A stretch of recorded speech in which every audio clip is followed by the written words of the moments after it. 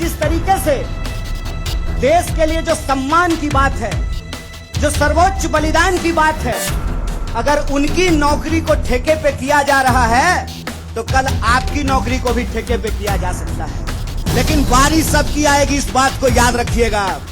कहे थे ना मोदी जी कि हर साल 2 करोड़ रोजगार देंगे, बोले थे ना कि महंगाई कम होगी, बोले थे ना खाते में 15 लाख रुपया आएगा, बोले थे ना अच्छा दिन आएगा। आया क्या? अब नया जुमला आया है कि हम अग्निपथ लेकर के आए हैं। मंत्री का बेटा बनेगा बीसीसीआई का सेक्रेटरी और किसान मजदूर का बेटा बनेगा भाजपा ऑफिस में सिक्योरिटी गार्ड। रोजगार देने में कोरोना है और चुनाव लड़ने में कोरोना नहीं है। और ये देश की जो परिस्थिति है, इस परिस्थिति पे मुखर होकर के हमारे नेता बोलते हैं। इस बात का हमको गर्व है कि सरकार के सामने बिना झुके कोई लड़ता है अड़ करके, तो उसका नाम राहुल गांधी है। 2 आवाज है, एक वो आवाज है जो इस देश को बेचना चाहता है, वो देश के सरकार में बैठे हुए हैं। एक वो आवाज है जो देश को बचाना चाहता है, वो सड़कों पे खड़ा है, वो जंतर मंतर पे बैठा हुआ है, वो सत्याग्रह कर रहा है। जब सब कुछ सरकारी नहीं होना चाहिए तो सरकारी प्रधानमंत्री लेकर के ढोल बजाएंगे, फिर सरकारी प्रधानमंत्री भी क्यों होना चाहिए? जो पार्टी देश को आजादी दिलाई है वही पार्टी इस देश की आजादी की रक्षा कर सकती है। इसी आशा और उम्मीद के साथ कि सत्य और अहिंसा के रास्ते पे चलेंगे, सत्याग्रह के रास्ते पे चलेंगे, झूठ को हराएंगे। झूठ पे सच भारी है, सत्याग्रह जारी है, यह सत्याग्रह जारी रहेगा। द लाइव टीवी, सच सबसे आगे। साथियों, मेरी आवाज जहां तक पहुंच रही है, आप कांग्रेस के एक एक कार्यकर्ताओं को और विभिन्न माध्यमों से जो हमारी बात सुन रहे हैं, आप तमाम आदरणीय बुजुर्गों का, नौजवान दोस्तों का, माताओं बहनों का, किसान मजदूर भाइयों का, मेहनत मजदूरी करके ठेला रिक्शा चला करके सरकारी और निजी क्षेत्रों में काम करके अपने परिवार का भरण पोषण करने वाले आप तमाम आवाम का क्रांतिकारी इस्तकबाल करता हूं, आपका हार्दिक अभिनंदन करता हूं। आजकल दिल्ली पुलिस हम पे ज्यादा मेहरबान है, दिल्ली पुलिस मेहरबान है और इस बात से हमको कोई दिक्कत नहीं है। एक्चुअली इस बात से हम लोग खुश हैं कि पुलिस अगर विपक्ष को डंडा ना मारे, पुलिस अगर विपक्ष के कुर्ते ना फाड़े, पुलिस अगर विपक्ष को डिटेन ना करे, हिरासत में ना डाले, पुलिस अगर विपक्ष को जेल में डाले, ईडी अगर विपक्ष के नेताओं को परेशान ना करे, सीबीआई आपके घर पे रेड ना मारे, इनकम टैक्स का छापा ना मारे, तो समझिए आप देश के लिए लड़ नहीं रहे हैं। और हम दिल्ली पुलिस को धन्यवाद देना चाहते हैं कि हम देश की जनता के लिए लड़ रहे हैं और आपकी एक एक परेशानी को झेलने के लिए तैयार हैं। लेकिन एक बात हम दिल्ली पुलिस के सिपाहियों को जरूर कहना चाहते हैं। भाई साहब, आप आते हैं साधारण परिवार से, आप आते हैं किसान मजदूर के परिवार से, आप आते हैं गरीब परिवार से। आप जो हमारे ऊपर डंडा चला रहे हैं ना, एक्चुअली आप अपने ही भविष्य पे और अपने ही मुद्दों के ऊपर डंडा चला रहे हैं, इस बात को याद रखिएगा। एक कहावत है, सच को आंच नहीं होता है। हमको अपने नेता की चिंता नहीं है। हमारा नेता कुछ गलत नहीं किया और सरकार उसका कुछ गलत नहीं कर सकती, इस बात को याद रखिएगा। हमको अपने नेता की चिंता नहीं होती है और हम इस सरकार को कहते हैं, साहेब हर चीज का एक मंत्र नहीं होता है। बीजेपी चाहती है कि हर नेता पे एक ही जंतर का इस्तेमाल कर ले। तो मैं भाजपाइयों को कहना चाहता हूं, रे भाजपा वालों, ये राहुल गांधी हैं, इंदिरा गांधी के परिवार से आते हैं, राजीव गांधी के बेटा हैं, आतंकवादी से नहीं डरे, तुम तो वैसे भी माफी मांगने वाले लोग हो भाई, तुमसे क्या डरेंगे यार। ईडी उडी से डर नहीं लगता है, ईडी से हम अपने नेता को नहीं बचाना चाहते हैं, हम बस इस देश की जनता को बताना चाहते हैं कि ईडी इनके घर पे आया क्यों है। ईडी इनके घर पे इसलिए आया है कि मोदी जी को कोई साधु बता दिया है कि विपक्ष के सारे नेताओं पे एक ही कैप्सूल इस्तेमाल कीजिए, एक कैप्सूल सबके ऊपर बराबर लागू नहीं होता है, सब धन 22 पसेरी नहीं होता है। इनको लगता है कि एक बार ईडी भेज देंगे तो कांग्रेस पार्टी डर जाएगी, कांग्रेस के कार्यकर्ता डर जाएंगे और चुप होकर के बैठ जाएंगे कि देखो देखो इसके नेता के ऊपर ईडी आ गया है तो कार्यकर्ता को कौन पूछता है। कांग्रेस पार्टी के अंदर इस बात का जज्बा है कि अगर हम देश को अंग्रेजों से आजाद करा सकते हैं तो इस देश को हम अंग्रेजों के चापलूसों से भी मुक्त कराएंगे। इस बात को याद रखिएगा, इस बात को याद रखिएगा कि आपने देश के साथ जो खिलवाड़ किया है उस खिलवाड़ के खिलाफ हैं हम। उस खिलवाड़ के खिलाफ क्यों हैं हम कि आपने इस देश को सपना दिखा करके, आपने इस देश के लोगों को उम्मीद जगा करके उनके साथ धोखा किया है। ये हम नहीं बोले थे, श्री 108 श्री माननीय प्रधानमंत्री जी बोले थे। आज जिस तरीके से देश के लिए जो सम्मान की बात है, जो सर्वोच्च बलिदान की बात है, अगर उनकी नौकरी को ठेके पे किया जा रहा है तो कल आपकी नौकरी को भी ठेके पे किया जा सकता है। इसीलिए कांग्रेस पार्टी पिछले 12 तारीख से यह सत्याग्रह कर रही है।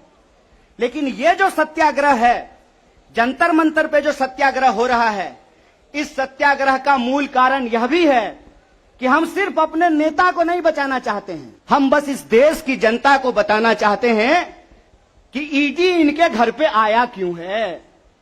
ईडी इनके घर पे इसलिए आया है कि मोदी जी को कोई साधु बता दिया है कि विपक्ष के सारे नेताओं पे एक ही कैप्सूल इस्तेमाल कीजिए, एक कैप्सूल सबके ऊपर बराबर लागू नहीं होता है, सब धन 22 पसेरी नहीं होता है। इस बात को याद रखिएगा कि आपने देश के साथ जो खिलवाड़ किया है उस खिलवाड़ के खिलाफ हैं हम। उस खिलवाड़ के खिलाफ क्यों हैं हम कि आपने इस देश को सपना दिखा करके, आपने इस देश के लोगों को उम्मीद जगा करके उनके साथ धोखा किया है। ये हम नहीं बोले थे, श्री 108 श्री माननीय प्रधानमंत्री जी बोले थे कि हर साल 2 करोड़ नौकरी दी जाएगी। क्या मीडिया वाले? मोदी जी बोले थे ना कि हम बोले थे? अरे बोलिए ना महाराज, आपको भी बोलना पड़ेगा, याद रखिएगा इस बात को। सबकी बारी आएगी, इस बात को याद रखिएगा।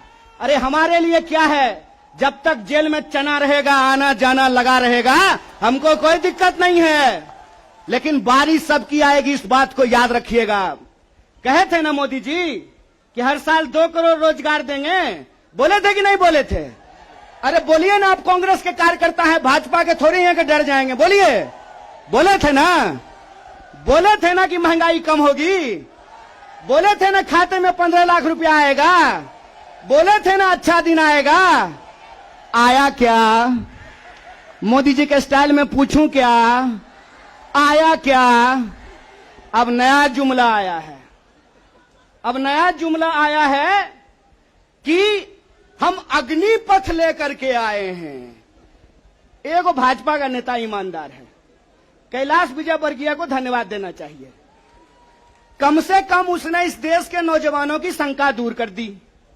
उन्होंने बता दिया भाजपा की नई योजना है तैयार, भाजपा ऑफिस में सभी नौजवान बनेंगे चौकीदार। यही योजना है ना। लेकिन मैं कहता हूं विजयवर्गीय जी, आपका बेटा बल्ला बहुत बढ़िया चलाता है, अफसर पे बैठ चला रहा था, उसको बीजेपी ऑफिस में क्यों नहीं सिक्योरिटी गार्ड बना देते हैं? मंत्री का बेटा बनेगा सेक्रेटरी, मंत्री का बेटा बनेगा बीसीसीआई का सेक्रेटरी, और किसान मजदूर का बेटा बनेगा भाजपा ऑफिस में सिक्योरिटी गार्ड। हाय रे हिपोक्रेसी, इसी को हिपोक्रेसी कहते हैं ना। और बेईमानी किसको कहते हैं? देश की जनता को लगा कि जब मोदी जी बोल रहे हैं तो सच ही बोलेंगे। मोदी जी की हर बात को मान लिया देश के लोगों ने। मोदी जी ने कहा दीपक जलाओ तो देश ने दीपक जलाया, मोदी जी ने कहा बत्ती बुझाओ तो देश ने बत्ती बुझाया, मोदी जी ने कहा थाली बजाओ तो देश ने थाली बजाया। सब कुछ किया इस देश ने, लेकिन देश अब तक इंतजार कर रहा है कि मोदी जी जो हमको कहे थे उसमें से एक भी चीज पूरा नहीं किए हैं। और ये देश की जो परिस्थिति है, इस परिस्थिति पे मुखर होकर के हमारे नेता बोलते हैं, इस बात का हमको गर्व है कि सरकार के सामने बिना झुके कोई लड़ता है अड़ करके, तो उसका नाम राहुल गांधी है। यह सत्याग्रह दो लोगों के बीच में है। जावेद अख्तर ने लिखा है, इस एक हमारी एक और उनकी मुल्क में है आवाजें दो आवाज है। एक वो आवाज है जो इस देश को बेचना चाहता है, वो देश के सरकार में बैठे हुए हैं। एक वो आवाज है जो देश को बचाना चाहता है, वो सड़कों पे खड़ा है, वो जंतर मंतर पे बैठा हुआ है, वो सत्याग्रह कर रहा है। और ये सत्याग्रह हम इसलिए कर रहे हैं कि सरकार के झूठ को हम समझ रहे हैं। झूठ क्या है इनका? झूठ है कि ये लोग परमानेंट बहाली को बंद करने जा रहे हैं। परमानेंट बहालियां नहीं होगी। अगर ये परमानेंट बहाली करना चाहते हैं तो सिर्फ सेंट्रल गवर्नमेंट में 28 लाख पोस्ट खाली है। ये परमानेंट बहाली बंद करके ठेकाकरण के फायदे देश को समझा रहे हैं। जब भी देश में कोई ठेकाकरण किया जाता है तो सिर्फ उसका फायदा ही फायदा बताया जाता है। जब भी देश की कोई सार्वजनिक संपत्ति बेची जाती है तो उसका फायदा ही फायदा बताया जाता है। लेकिन इस बात को याद रखिएगा कि देश में अगर सारी सार्वजनिक संपत्तियों को बेच दिया गया तो देश का क्या होगा? एक बार आप इस बात पे विचार कीजिएगा कि अगर एयर इंडिया नहीं रहेगा, अगर नहीं होगा एयर इंडिया, तो क्या करेंगे ज्योतिरादित्य सिंधिया? समझना है कि नहीं समझना है? आप हमको बताइए कि सरकारी रेलवे नहीं होना चाहिए, सरकारी बीएसएनएल नहीं होना चाहिए, इनके हिसाब से सेना में नियमित नौकरी नहीं होनी चाहिए। जब सब कुछ सरकारी नहीं होना चाहिए तो सरकारी प्रधानमंत्री लेकर के ढोल बजाएंगे? फिर सरकारी प्रधानमंत्री भी क्यों होना चाहिए? सरकारी संसद भी क्यों होना चाहिए? देश का मतलब होता है देश की राष्ट्रीय संपत्ति, देश का मतलब होता है देश की राष्ट्रीय सेना, देश का मतलब होता है देश के लोगों का सम्मान। कांग्रेस पार्टी को लेकर के भाजपा लगातार प्रचार करती है कि अगर कांग्रेस किसी चीज का विरोध कर रहा है तो सही होगा। तो आप बताइए, हम भाजपा का विरोध करते हैं, देश के संविधान का समर्थन करते हैं, और उस संविधान को हमने बनाया है, कांग्रेस पार्टी ने बनाया है। इसीलिए कहावत कही जाती है, जाके पैर न फटे विवाई, वो का जाने पीड़ पड़ाई। जो पार्टी देश को आजादी दिलाई है वही पार्टी इस देश की आजादी की रक्षा कर सकती है। कांग्रेस पार्टी के अंदर इस बात का जज्बा है कि अगर हम देश को अंग्रेजों से आजाद करा सकते हैं तो इस देश को हम अंग्रेजों के चापलूसों से भी मुक्त कराएंगे। इस बात को याद रखिएगा। भाजपा की नई योजना है तैयार, भाजपा ऑफिस में सभी नौजवान बनेंगे चौकीदार। लोग मांग रहे थे हर साल 2 करोड़ नौकरी, इन्होंने हर साल 2 करोड़ नौकरी नहीं दी, ऊपर से एक नया योजना लेकर के आ गए हैं। पूरा का पूरा भाजपा के तंत्र को उसमें लगा दिए हैं कि आप बताइए कि अग्निपथ के क्या फायदे हैं। अरे सिंपल सी बात है, बिहार में एक कहावत है, नहाया हुआ शरीर और खाया हुआ शरीर नहीं छुपता है। जो चीज अच्छी होती है उसका फायदा बताने का जरूरत नहीं होता है। जो चीज में कोई खराबी होती है उसका खराबी छुपा करके, आपके घर पे कोई सामान बेचने के लिए आता होगा तो उस सामान का सब कुछ अच्छा अच्छा ही बताता होगा। ये जो बेचने की मानसिकता होती है, इस बेचने की मानसिकता के खिलाफ हैं। पहले आर्मी में हर साल 75,000 कम से कम लोग बहाल होते थे। बाद में बीजेपी ने इसको घटा करके 50,000 कर दिया, और पिछले 2 साल में, अब तीसरा साल है, 50,000 लोगों को भी भर्ती नहीं की गई। बहाना क्या दिया गया? बहाना दिया गया कि कोरोना था इसीलिए भर्ती नहीं किए। हाय मोदी जी, कोरोना था तो चुनाव लड़ लिए, बंगाल में जाकर के दीदी ओ दीदी कर लिए, सब जगह चुनाव हो गया, उत्तर प्रदेश का चुनाव हो गया, बुलडोजर बाबा आ गए, लेकिन आर्मी की भर्ती नहीं हुई। ये बेईमानी है कि नहीं है? रोजगार देने में कोरोना है और चुनाव लड़ने में कोरोना नहीं है। और अगर आप बैकलॉग को देखेंगे, 50,000 को अगर मान लें तब भी 1.5 लाख बहाली होनी चाहिए थी। 1.5 लाख ये बहाली नहीं कर रहे हैं। 1.5 लाख बहाली ये करेंगे कि नहीं करेंगे इसको ये नहीं बता रहे हैं। ऊपर से ही एक नया योजना लेकर के आ गए हैं। जो पार्टी देश को आजादी दिलाई है, वही पार्टी इस देश की आजादी की रक्षा कर सकती है। इसी आशा और उम्मीद के साथ कि सत्य और अहिंसा के रास्ते पर चलेंगे, सत्याग्रह के रास्ते पर चलेंगे, झूठ को हराएंगे। झूठ पे सच भारी है, सत्याग्रह जारी है, यह सत्याग्रह जारी रहेगा। द लाइव टीवी, सच सबसे आगे।